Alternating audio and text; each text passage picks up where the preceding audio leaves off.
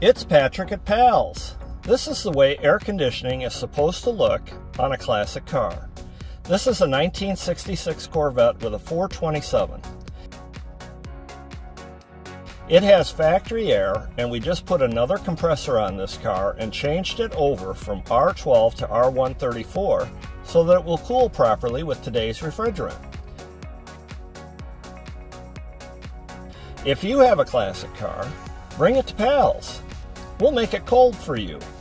If your car doesn't have air conditioning, that's something that we can add at PALS. Air conditioning systems are available for all classic cars, and we have technicians that have the knowledge to put it into your classic car. If you live in Florida, bring your classic car to PALS, and we'll put air conditioning in it so that you're cool when it's 100 degrees out. See you soon.